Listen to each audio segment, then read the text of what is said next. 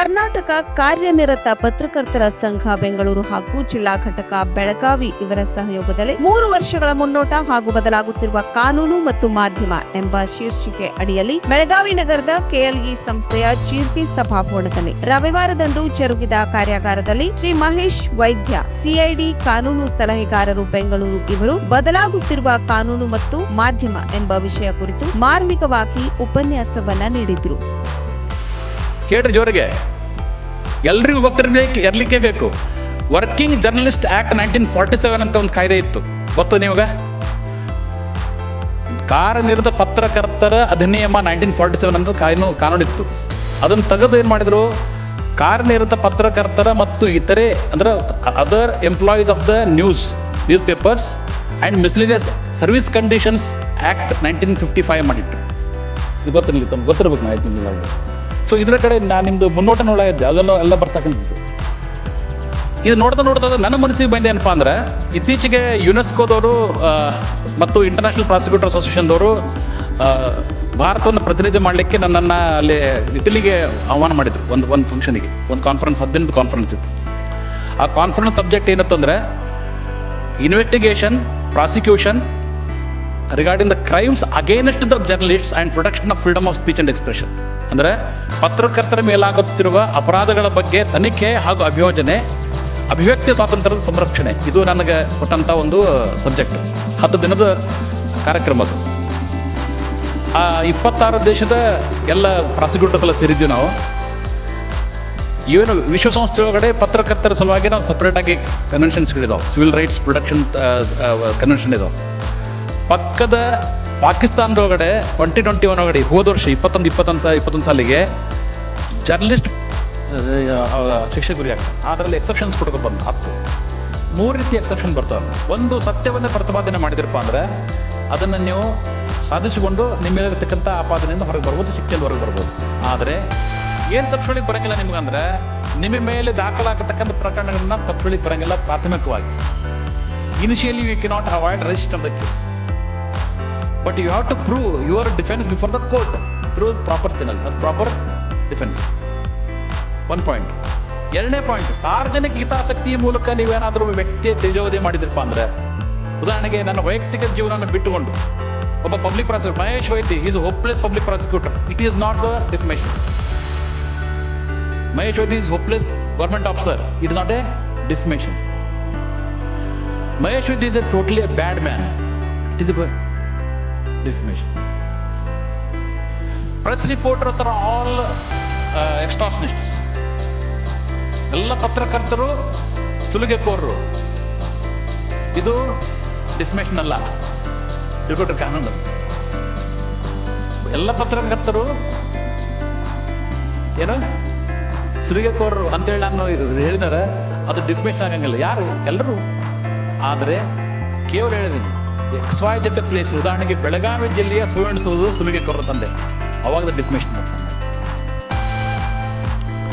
ನೀವು press meet ಮಾಡಿದ್ರಿ, press meet cover ಮಾಡಿದ ತಕ್ಷಣ ಕವರ್ ಯಾವ ರೀತಿ ಮಾಡೋದು ಬಹಳ ಇಂಪಾರ್ಟೆಂಟ್. ನೀವು ಸಾಕ್ಷಿಯಾಗಿ ಮಾಡಿದ್ರು ಅಥವಾ ಆಪಾದನೆ ಮಾಡ್ತಕ್ಕಂಥ ವ್ಯಕ್ತಿಯ ಜೊತೆಗೆ ಸೇರಿಕೊಂಡು ನೀವು ವರದಿ ಮಾಡಿದ್ರಿ, ಅದನ್ನು ನೀವು ಯಾವ ರೀತಿ ಮಾಡಬೇಕಾಗಿತ್ತು ಅಂತ ಹೇಳ್ತೀನಿ ನಿಮ್ಮನ್ನ. ಏನು, ಮಹೇಶ್ ವೈದ್ಯರು ರೌಡಿ ಶೀಟರ್ ಎಂದು ದಿಲೀಪ್ ಅವರು ಹೇಳಿರುತ್ತಾರೆ. ಇದು ಕ್ಯಾಪ್ಷನ್ ಇರಬೇಕು. ಏನು ಕ್ಯಾಪ್ಷನ್ ಹೆಂಗಿರ್ಬೇಕು? ಇದು ಮಹೇಶ್ ವೈದ್ಯ ರೌಡಿ ಶೀಟರ್ ಡ್ಯಾಶ್ ಒಂದು ಉದ್ಗಾರ ವಾಚಕ. ಅರ್ಥ ನಿಮಗೆ? ಮಹೇಶ್ ವೈದ್ಯ ರೌಡಿ ಶೀಟರ್ ಅಂತ ಅಷ್ಟೊಂದು ಉದ್ಗಾರ ವಾಚಕ ಕೊಟ್ರೆ ಓದೋವಾಗ ಏನು ಅನಿಸ್ತ? ಯಾರು ಹೇಳಿದ್ರಂತ ಅನಿಸ್ತ ನನಗೆ. ಯಾರು ಒಳಗೆ ಓದ್ಲಿಕ್ಕೆ ಹೋಗಂಗಿಲ್ಲ. ಅದು ನೋಡಿ, ಉದಾಹರಣೆಗೆ ಗದನಗಡೊಬ್ಬರು ಒಂದು ಪುಸ್ತಕ ಒಂದು ಪತ್ರಿಕೆ ಇತ್ತು, ಭಾಳ ಮಂದಿ ಗೊತ್ತಿರ್ಬೋದು, ನಾನು ಪಾಪಿ ಅಂತ. ಪುಸ್ತಕದ ಹೆಸರೇನು? ಇದು ಪೇಪರ್ ಹೆಸರೇನು?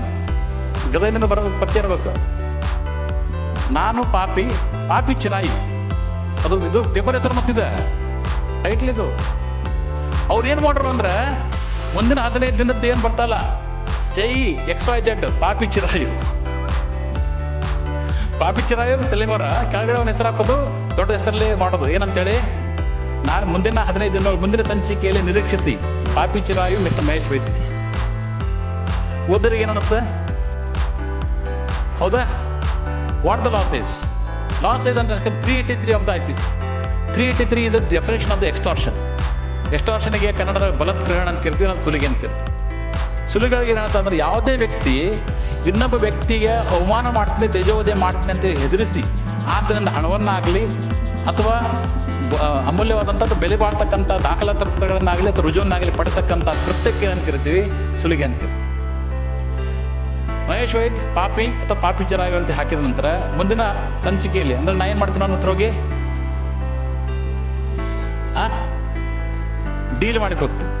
ಓಕೆ, ಇನ್ನು ದೃಶ್ಯ ಮಾಧ್ಯಮ ನೋಡಿದಾಗ ಏನು ಈ ಬಿಟ್ಕಾಯಿನ್ಗಳೊಳಗೆ ಇರ್ತಕ್ಕಂಥ ಅಧಿಕಾರಿಗಳ ಬಹಿರಂಗ ಇನ್ನು ಕೆಲವೇ ದಿನಗಳಲ್ಲಿ, ಸಚಿವನ ಕಾಮಕಾಂಡ ಇನ್ನೇ ಕೆಲವೇ ಗಂಟೆಗಳಲ್ಲಿ, ಸಂಜೆಯ ರಾತ್ರಿ 9 ಗಂಟೆಗೆ ನೀವು ಅದನ್ನು ಪ್ರಚಾರ ಮಾಡೋದು, ಮುಂಜಾನೆಯಿಂದ ಅದನ್ನೇನು ಮಾಡ್ತಿರ್ತೀರಿ?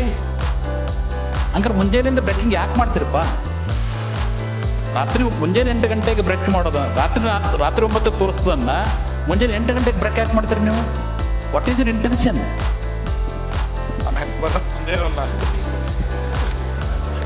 ಇದು ನಾ ಕೇಳಂಗಿಲ್ಲ ಇದನ್ನ, ಇದು ನನ್ನಲ್ಲಿ ವರ್ಡ್ ಇದೆ.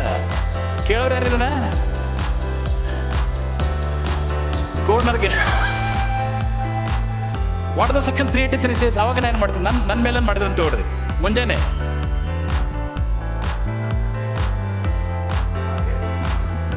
ಹಾ, ನೀವು ಅನ್ಕೋತೀರ, ನಾನು ಹಂಗೆ ಅನ್ಕೋತೀನಿ. ಈಗ ಉದಾಹರಣೆಗೆ ಮಹೇಶ್ ವೈದ್ಯವರ ರಾಸಲೀಲೆ ರಾತ್ರಿ 9:45 ಬ್ರೇಕಿಂಗ್ ಅಂತ ಬರೀತೀರಿ ನೀವು, ಹೌದಾ? ನಾನು ಏನು ಮಾಡಂಗಿಲ್ಲ, ಅದು ನಾನು ಕ್ಲಿಪ್ಪಿಂಗ್ ತೊಗೋತೀನಿ. 10 ಗಂಟೆಗೆ ಮುಂಜಾನೆ 10 ಗಂಟೆಗೆ ಹೋಗಿ PS ಆಯ್ತು ಹೋಗಿ ನೋಡ್ರಪ್ಪ, ಇವತ್ತು 383 ಗಡಿ ಅಫೆನ್ಸ್ ಮಾಡೋದು. ಈಗ ಬಂತು, ರೈಟ್.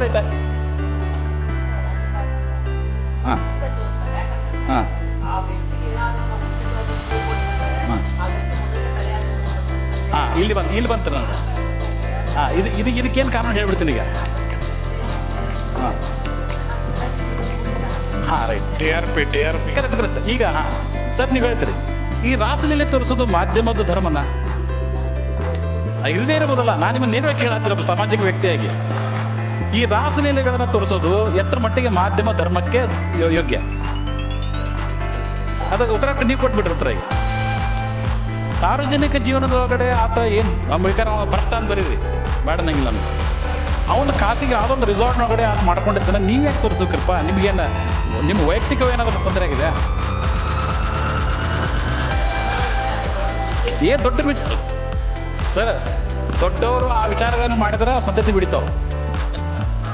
ವೀಕ್ಷಕರೇ, ನಮ್ಮ ಸತ್ಯಂ ವಾಹಿನಿಯ ಪ್ರತಿದಿನದ ಅಪ್ಡೇಟ್ ಮಾಹಿತಿಯನ್ನ ತಿಳಿದುಕೊಳ್ಳಲು ಸತ್ಯಂ ಟಿವಿ ಕನ್ನಡ ಯೂಟ್ಯೂಬ್ಗೆ ಸಬ್ಸ್ಕ್ರೈಬ್ ಹಾಕಿ ಹಾಗೂ ಬೆಲ್ ಐಕಾನ್ ಅನ್ನು ಕ್ಲಿಕ್ ಮಾಡಿ.